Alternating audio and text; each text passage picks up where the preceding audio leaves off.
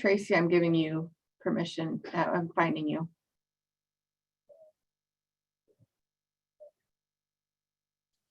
And I think I have it up ready to go, so we'll see.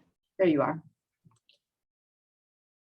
So maybe we just start with a couple quick introductions between me and Tracy, and then we'll dive into it. So again, I'm Mitch, Pilgrim Park.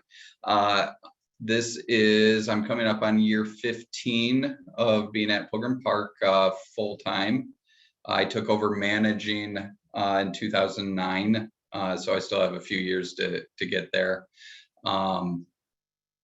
But yeah, I have a love for Outdoor Ministries, the Illinois Conference, and everything sort of related. Tracy? Yeah, I'm Tracy. I've been the site manager here at Tower Hill since just before the COVID struck. I think those are, what is it? That there's a correlation, but not a causation there. It just so happened. I've been going to church camps since I was a little kid and have been involved in church camps in Illinois, New Hampshire, Montana, Oklahoma, and now Michigan. So excited to be a part of this team. And unlike Tracy, I was never a camper growing up, so now I'm making up for it. So, but just to sort of dive in, starting with our job descriptions, I'm going to go over site management with you, which you can read on the screen. So I'm not going to read line item, line by line item, but just taking you through generally what we do to manage the sites. First off is managing our licensing and such, and that's anything from kitchen food service license to pool license, camp license, fire marshals, working with the elevator safety associations. And the biggest one is the ACA, which is American Camping Association, which this is our big year of having an on-site visit at both sites with representatives from there.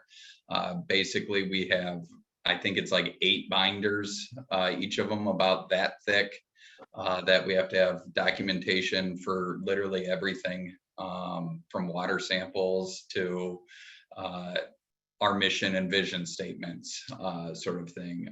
It takes us about 4 months to put these binders together and keep them updated and all that. So we're very excited to go through this process this year. There's so many more other accreditations and such that we have to go through, but those are sort of the main ones that fill the most of our time and give us the grief.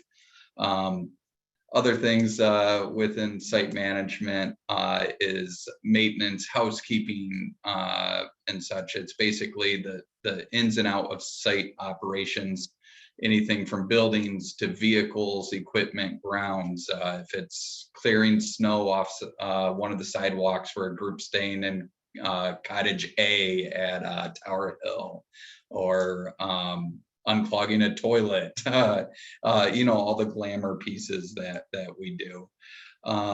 But then the regular maintenance pieces there also, and ensuring that the site's ready for groups to come in.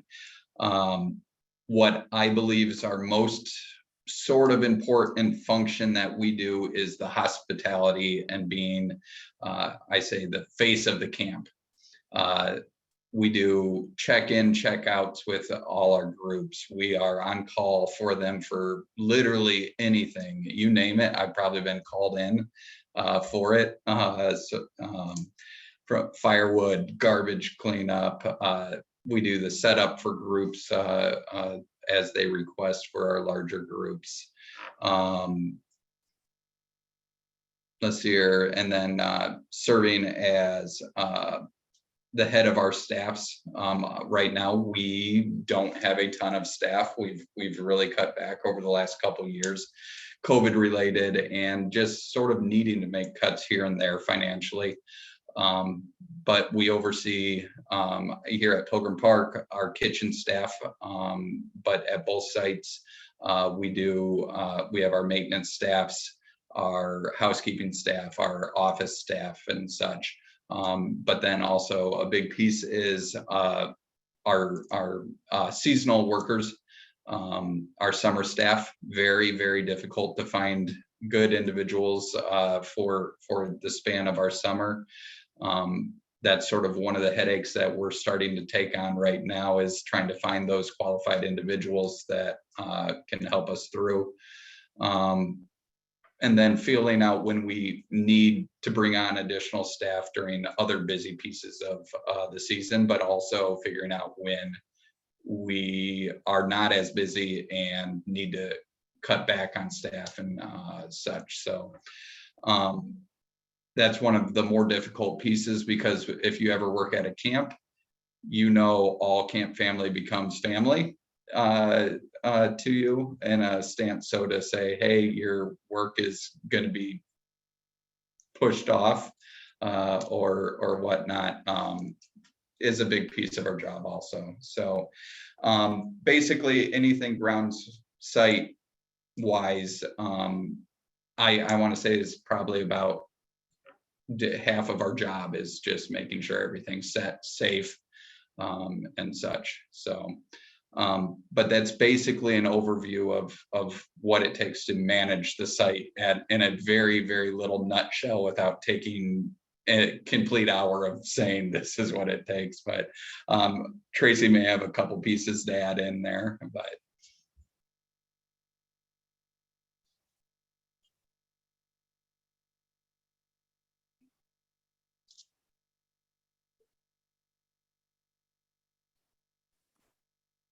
If you need to Muted, unmute Tracy. yourself, if you need to unmute yourself while you're in this view, you scroll, you put your cursor over your picture, and the mute button is over in the corner of your picture.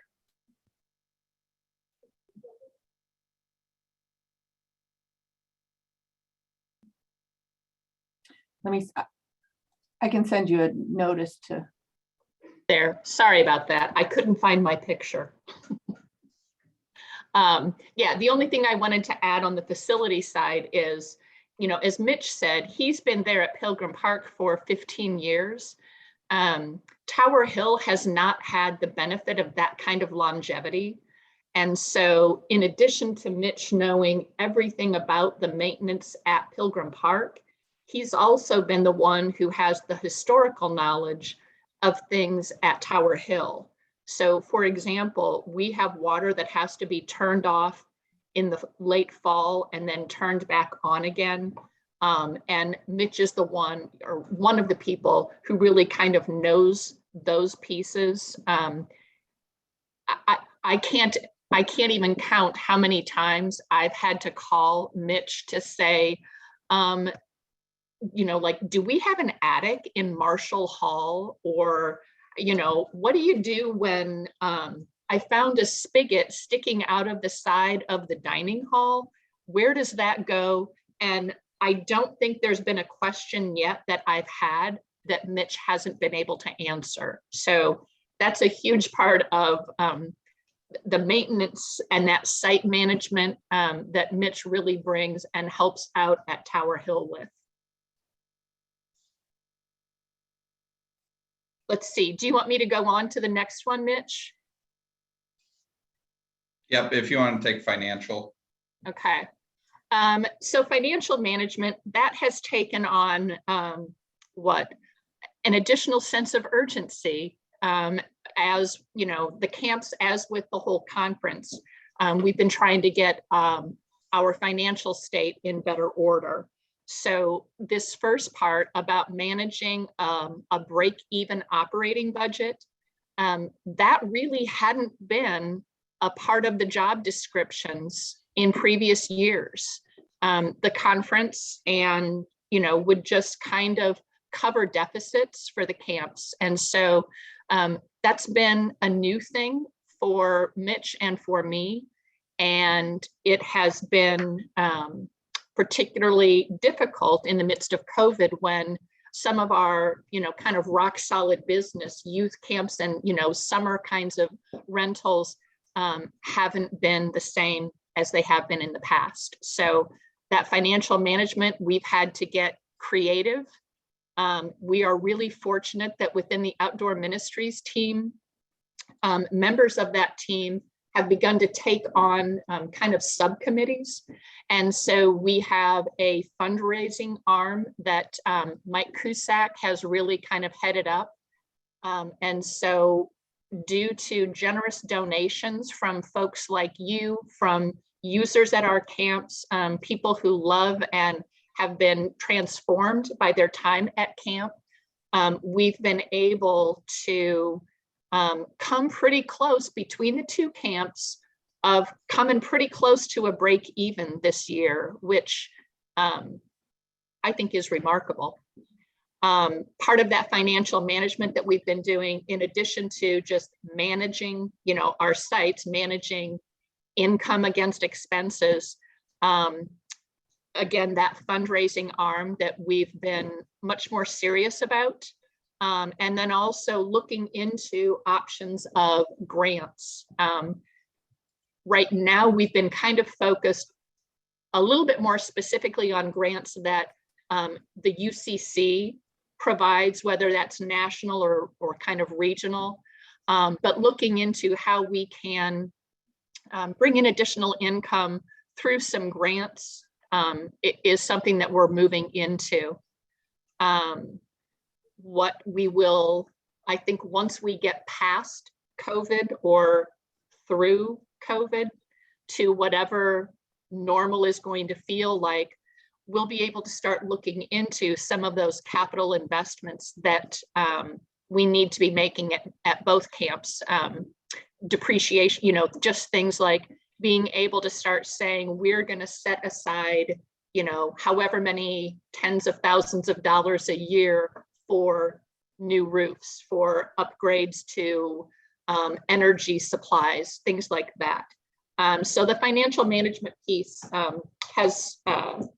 takes up a considerable amount of our time as well, right? What else, Mitch? Anything else on finances, financial part? Really, over the last couple of years, this has been one of our more difficult areas, just with funds not being where they used to be and such, and trying to be creative with those, surprise expenses, furnaces going out and such. We're really excited with the new conference software that's coming in, and transparency that's been going on and such. So we're getting closer and closer to knowing more about where we're sitting, but it also makes us a little terrified at the same time. So yeah. So yeah, it's one of those pieces that it's never fun, but it does take up some time. But I think really, in a nutshell, again, Tracy covered a lot of that section. So the next section is program management, and this is kind of one of the pieces that I really love, and this is that part about kind of developing new programs. Again, with our Outdoor Ministry Committee, one of the things that they're doing is we also have a subcommittee that is looking into programming. And so that's been really good. Some of you may remember the first year of COVID that we did Camp in a Box. And so it was, kind of with that program committee led by Matt Mimlett, that we were able to kind of bring that into being. So it's really been nice with our committee of sort of calling out committee members, calling people into what are they really passionate about, where do they feel like they have gifts to offer Outdoor Ministries, and then using them in these kind of primary areas of the camp. So again, that program management or program development is something that's really been fun. We've been developing more clergy retreats and have worked with the national office for that, both as a funding source and also hopefully going forward that national will also be able to provide some programming for us. But that program development is also things like reaching out and talking with churches, with church leaders, clergy about what are they looking for? What do they want?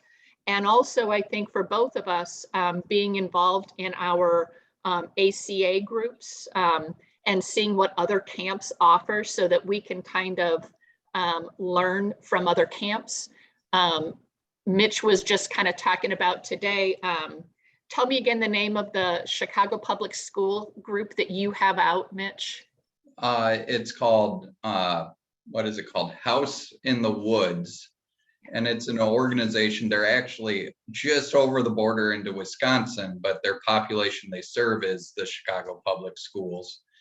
And we've been blessed that they want to come back this year with us in a larger term.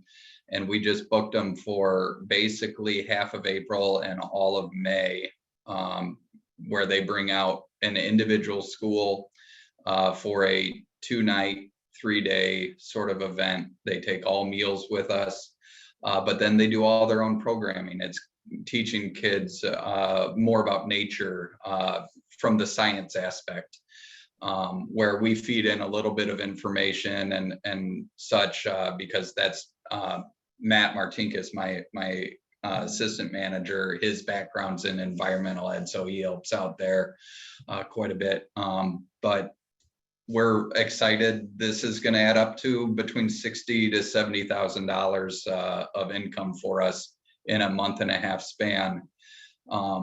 This is one of the blessings of COVID, I guess. There's not many, but they can't go to their home site this year because they can't have the Chicago kids cross state borders for this fashion. So we get them this year. We probably won't get them next year, but they're going to help cover those groups that have been canceling because of COVID reasons for us. So a big piece, this is one of our more fun pieces, is program management. Anything from developing new programs to running our existing summer camp ones. Downside of being in the camp so long is, I think, in this little tiny box that we've always done. And this is what Tracy has brought into our team over the last 3 years, is the creative new approach, new programs, new ideas for it. So it's made me more excited about new things instead of saying, let's go with the same old sort of thing. So again, it's just another shared aspect where we're on the phone with each other way too much, I guess. So, but right. But yeah, that's program management in a nutshell. So you want to go now, kind of segue into, you want to do teamwork? Yeah, because we haven't talked about how we like each other enough. I know. Yet, we don't work together well at all. Under teamwork, it's not just me and Tracy. Like working back and forth. We do share a lot of stuff, but also we work with a number of different teams. And Tracy said a couple of them. Financial management. We've been working with our little team of fundraising and finances. Program, we have a nice little core team there too. Both these we sort of put together from members of the Outdoor Ministries committee, but also we at times bring in outside sources, whether they're directors from individual camps that have the knowledge because they're school teachers to inform us on things and such. Right now, the Outdoor Ministries broke into 3 subcommittees. One's finance fundraising, one's program, and one's communications. And we're excited to see where these can lead us. We just started these real workforces where they were existent in the past, but now they're our main focuses. We just started this last weekend and have little meetings set up between each of them over the next month or so. To really get a plan of action together. On top of that, we've had other ad hoc committees that really, we are blessed with a great volunteer base. But we ad hoc ones we've done, capital campaign committees, strategic planning committees.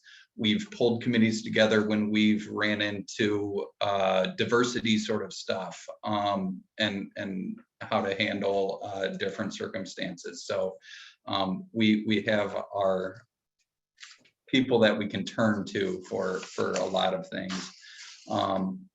We've also been working closely with Molly as the conference minister. We try to meet once a month, and those conversations go maybe a little long at times, but it's just a normally meetings where we can dream and project and also solve those little issues that have came up. We've been invited a lot to meet with that MLT. We've been to FAB meetings on and off as Outdoor Ministries related business comes up. So we have a lot of these little pieces where we are attempting to be a bigger team than what we have in the past. In the past, at times, it seemed that we were sort of put on a back burner, and now it seems like we're being brought more and more into the mix of things. So thank you all for that. But yeah, that's sort of teamwork. I don't know where else to really go with that section of our job description. So the one other thing that we had kind of talked about, Mitch, was just that it seems like maybe in the past, maybe for some people even still now, instead of Pilgrim Park and Tower Hill kind of working together, there's been a sense of some competition, maybe even adversarial between the two. And Mitch and I, actually really like each other and like each other's sites. And so, there have been times like we have a couple of youth retreats at Tower Hill that used to be at Pilgrim Park, but Tower Hill ended up being a better fit. Or we had a new camp that came to Tower Hill last summer. Pilgrim Park's a better fit for them. And so we encouraged them to go out to Pilgrim Park and take a look at their site. So that teamwork between the two of us is really great. The teamwork between the two sites is really great. And we hope that the conference, the individual churches and individual members will also kind of grab onto that idea that we really do complement each other, and we really are working to see both camps really thrive. And we feel like by working together, that's how we're going to be able to do that. So that was way longer than 10 minutes. So how about questions, right, from the gathered body? Yeah, What questions do you have? I'll encourage you to stop sharing so that we can see each other's faces a little better. And then absolutely invite open conversation.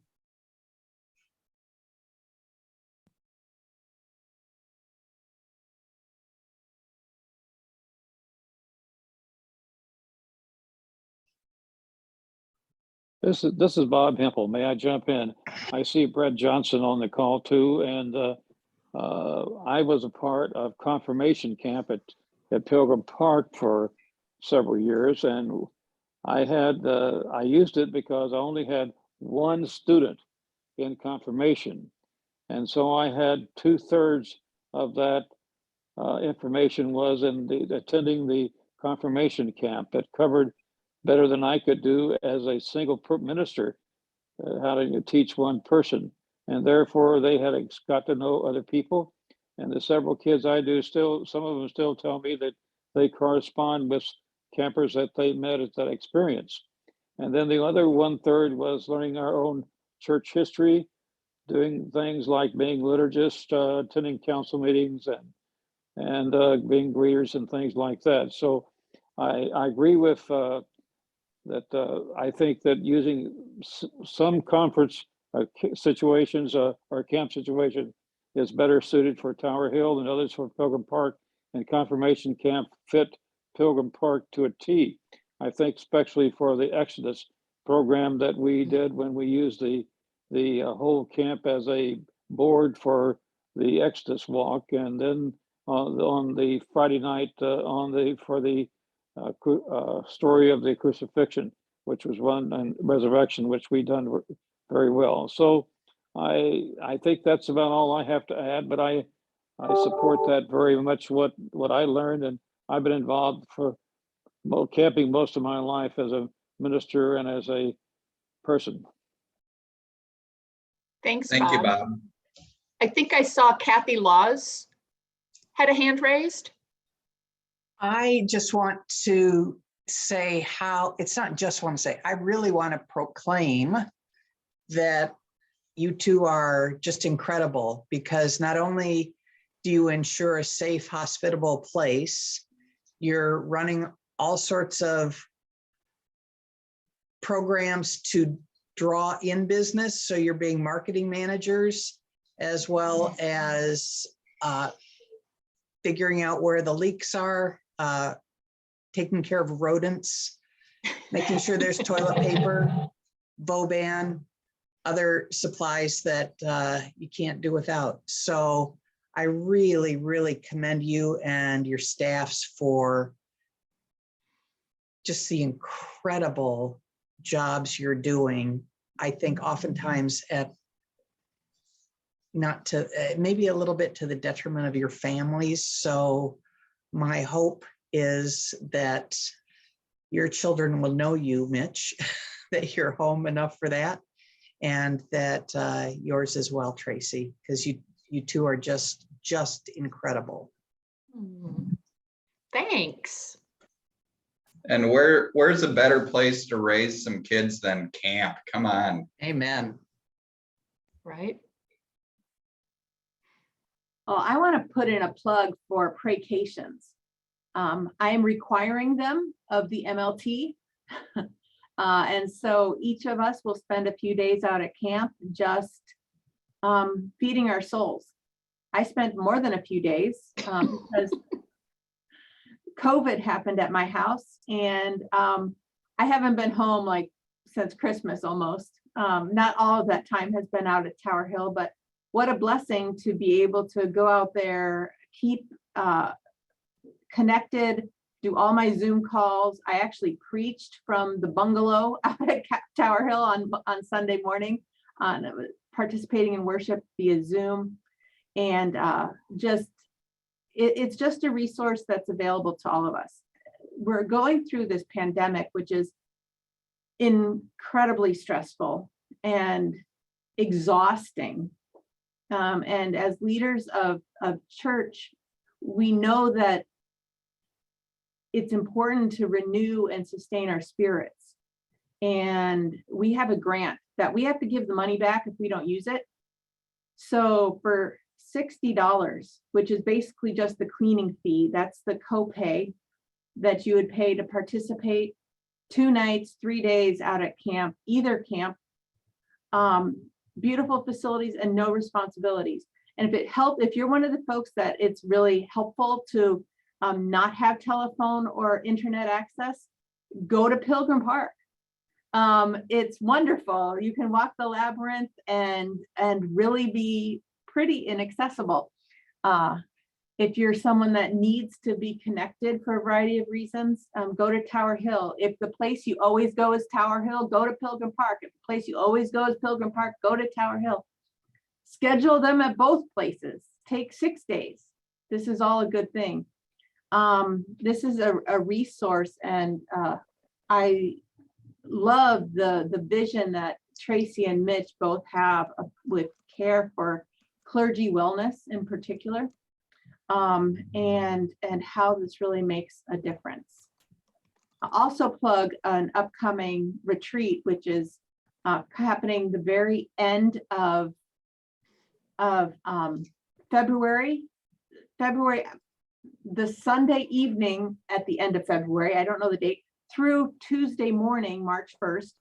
March 2nd is Ash Wednesday. So this is the light in February when you're down in the dumps with the Februaries, which is a real medical condition. I swear it is here in Illinois. Come on out. Tracy, Kirsten Peachy, and we're going to rope in a couple other help assistants are leading this retreat. We're calling it Light in February. It's for clergy or lay leaders. We're introducing some materials that talk about how do we meet, how do we come together well? How do we have good conversation with one another? And we'll be practicing some of that and giving space for rest and nature, space for conversation and connection, all of those good things that are so important for sustaining our spirits. And entering into the Lenten season is a tough time in our churches. So I want to put a plug for that. And like Tracy just put in the message, we have 10 praycations left. So please, please, please get a hold of us. Use it or lose it. So.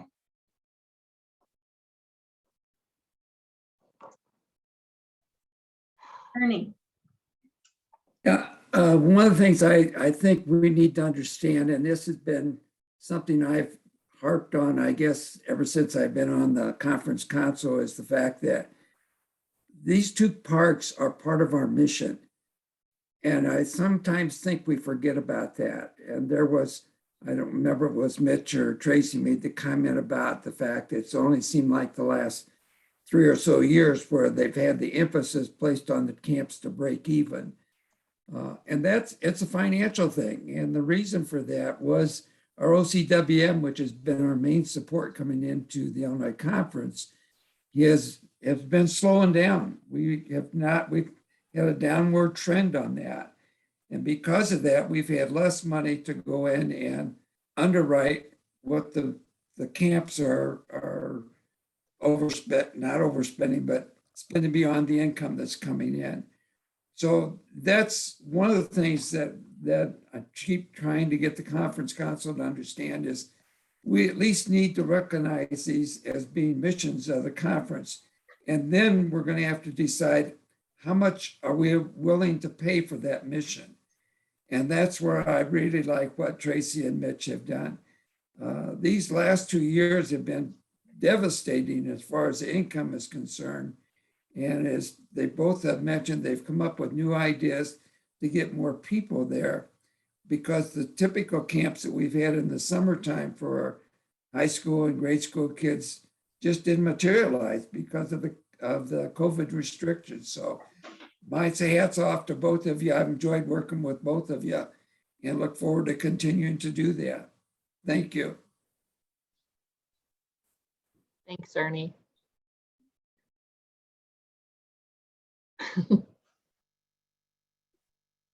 Gosh, I thought we were going to have like tons and tons of really difficult questions. I have like spreadsheets and stuff out. Like, I'm prepared. I brought nothing. I brought nothing at all to this meeting, so thank goodness Tracy's ready. Well, he's got it all in his head. He's been here for 15 years. Mitch, how is cell phone service any better at Pilgrim Park? If you're in our conference center, we have decent cell service. We've installed some cell boosters. Our wireless Wi-Fi internet is better, but it's not great right now. I'm at the public library. So I keep looking out the door here and everybody's looking at me. But great internet in town. I remember I went to Spring one time when I had a person dying in my congregation one night to talk to the family. I saw Brett Johnson was gonna say something. Well, I just wondered, because I know it was something that was discussed a couple years ago, and since your job descriptions are so light, there'd been talk about maybe trying to put together some kind of a resource or worship service to go out to camps that maybe they would run. And I wondered if anything ever came of that, or if it, what can we show at our church about camp? So at this last Saturday's meeting, when we started breaking out into our breakout committees, communications was one of the three, and I got to attend that breakout session. And it was a quick conversation and such, because we only had 40 minutes to go through years and years of stuff. But one of the big pieces walking forwards, we set 3 goals, and one of the main ones was to actually develop something to send to the churches video wise, quick, like 45-second to 2-minute video that they can put up advertising, doing one for summer camps, but then also highlighting what we can do during our retreat season and for our adults and our clergy and such. Work has not started on that yet because we just started. And I know we've talked about this year after year, but it seems like we have some talent in this subcommittee now that's gonna attempt to get this done. We've got some names of people that we're gonna attempt to bring in that aren't on Outdoor Ministries committee. So it's going to be pulling some talents from elsewhere, but we're hoping to have something put together that we can send to the churches. A thought that we've been bouncing back and forth that hasn't really taken fruition yet is a conference-wide Camp Sunday, where the focus of one Sunday a year or whatnot is sort of camp focused. So hoping to figure out how to get that in the works and what we send out with it. So yeah, Brett, it's sort of in the works. I wish it was further in the works, but It actually is a little bit further, Mitch, because the program committee, and we knew there was some overlap, the program committee is pretty committed to getting that Camp Sunday type of resource ready to go yet this year. We're hoping to be able to pull something together so that we would be able to send out to churches a full worship service that you could either use as a full Camp Sunday worship, or it would be, video, etc., that you could use in pieces if you prefer to do that. So we are really hoping to get that done maybe within the next month, to have it out to people here in the spring so that you could use it prior to our summer session. So fingers crossed we get that done.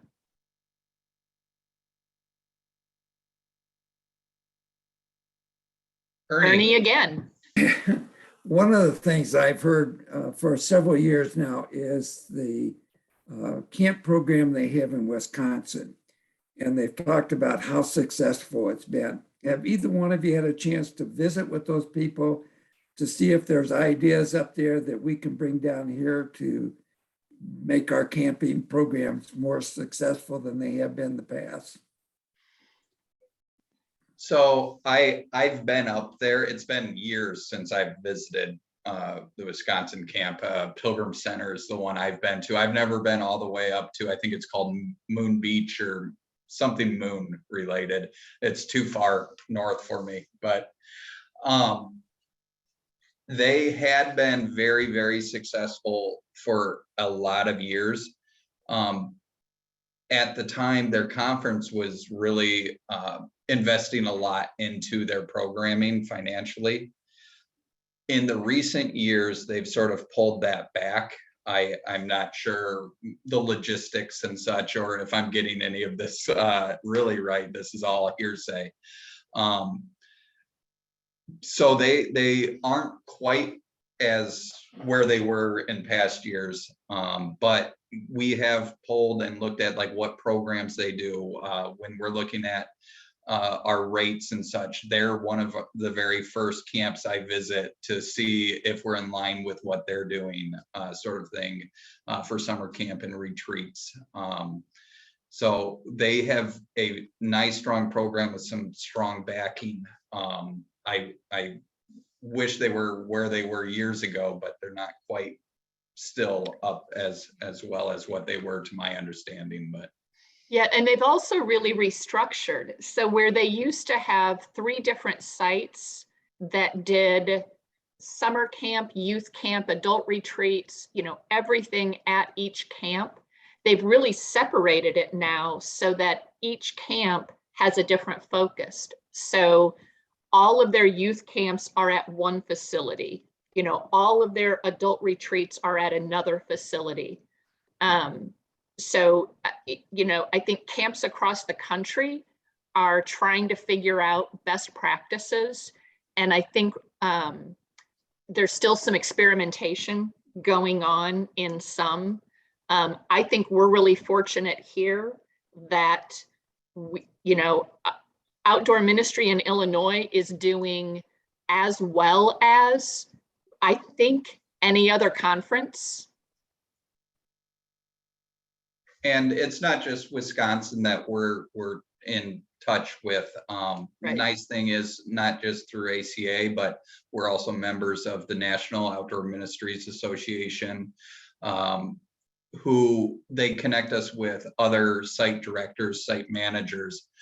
We just last week, I think it was, had emails back and forth with Du Bois Center, which is the Southern Illinois Conference camp. And just, it's nice to have other professionals that we can use as a sounding board, or throw a ball against a wall with, see what's working for them, what's working for us, and steal from each other. So there's really a nice network of directors that we've been able to work with more recently. So I would go as far as to say we're doing better than a lot of other conferences. There are several conferences who have closed their camps or sold their camps in the last several years, and there are more who are actively considering it. That we are finding ways to leverage our assets in this sort of way that allows us to continue the core mission and to find new ways to engage our communities, our neighbors, in engaging these resources that we have is fantastic. We're doing, actually, I would say, quite a bit better than most other conferences. I'm actually here as a transplant from the Wisconsin Conference, and Mitch knows that I served 11 years on the UCCI board in Wisconsin, and am more than happy to share what I've learned over the years serving in Wisconsin. You know, like I said, Mitch and I briefly talked about that when I was down this summer, but I'd be more than happy to meet with anybody from the team here. I actually still live in Wisconsin, even though I'm serving in Rockton, but I'd be happy to share anything I know about Wisconsin, and some of the observations that were made are not quite, you know, as I perceive it. So I would certainly be happy to enlighten you at any point. Awesome. that, Thanks, Bob. I realize I'm coming late to the party here because I had a phone call, but so if you've covered this already, I apologize. But I know that in the past that Disciples have had some of their camps also at Pilgrim Park. And I'm just wondering if that continued sharing is going on between the region of Illinois, Wisconsin for the Disciples. That's one question. And then secondly, when you're talking about having a Camp Sunday, it just occurred to me that it would be delightful if somebody wanted to come and do a compressed camp week for one of our cluster meetings. And we at St. Peter's since we have a large enough campus to do this, is to have sort of just a little cluster gathering of finding out what camp life is like all together. So if anyone is willing to come and do that for our wonderful cluster, Sunrise Cluster, that would be great. So I'll take on the first part and then sort of go into the second. First part is we did have an incredible relationship with the Disciples of Christ.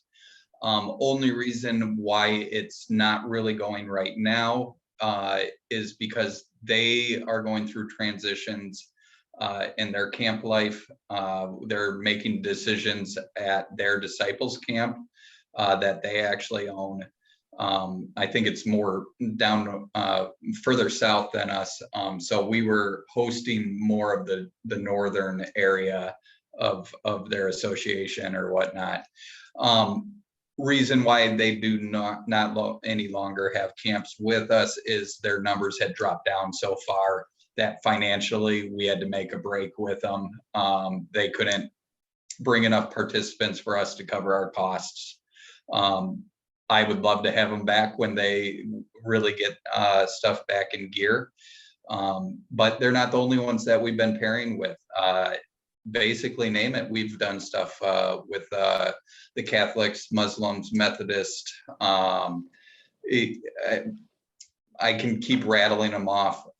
We're very, very lucky to have a number of different not just religious organizations, but nonprofit organizations willing to use both sites. And that's what I love the most about being UCC is we want to bring anybody and everybody in and accept them for who they are and what they are, whatnot. So I would open my hands to the disciples to come back if we can get stuff in line. Other question statement wise, I just overtalked myself there that I forgot what the second part was. So Cluster meeting. Yep, cluster meetings. Shoot us some dates and we'll get somebody there, whether it's me or Tracy or somebody from our committee. Reach out to us. Let us know when you want us, and we'll figure something out. Like this meeting, you can't get us to shut up about camp. So you want to talk about camp, we'll do it. Well, Sunrise Cluster has a great group of clergy that I don't think we've had as many campers out of our cluster recently, so that would be great. And yeah, the disciples do have 2 new camp managers at what's called Camp Walter Scott near Effingham. Yep. So I want to thank you all for coming out and being part of this conversation. Huge thank you to Mitch and Tracy for doing outstanding work. I think most people understood that you were site managers, but didn't understand the extent of how much broader your jobs really are and what is being asked of you. So thank you for all you do and for sharing with us today. Thank you all for joining in the conversation, asking some good questions, bringing some good conversation. Next week is the last Wednesday of the month, and so we will be talking about updates on conference life in general. We expect to have our end of the year numbers in for our FAB meeting, which is on the Tuesday, the 25th. So on Wednesday, the 26th, we hope to be able to share that material at our all conference chat, at least some level of overview and some opportunity for questions and answers and conversation. And then we'll come back and introduce you to more of our staff. Really, this is going to take us all the way through March, pretty much, to get to see everybody and hear what who they are and what they do. Hot off the presses, not even actually on the presses yet, but we're now able to share that we have new TPIRC staff identified. Melody Seaton will be serving as the TPIRC Program Director. Mars Rivera will be serving as the TPIRC Program Coordinator, and Kathy Brown will be continuing as the TPIRC Program Assistant. So we're really excited about putting that team together and look forward to putting out an email to introduce them a little bit, and they'll be on the agenda after they've had a chance to get onboarded and figure out what's what and all of that. Kent Poindexter will continue with us through February as the coordinator of coaching, and to help with the transition. Michelle Hughes is she resigned effective the end of the year, and she's still been hanging on, finishing up some things, which we were so appreciative of.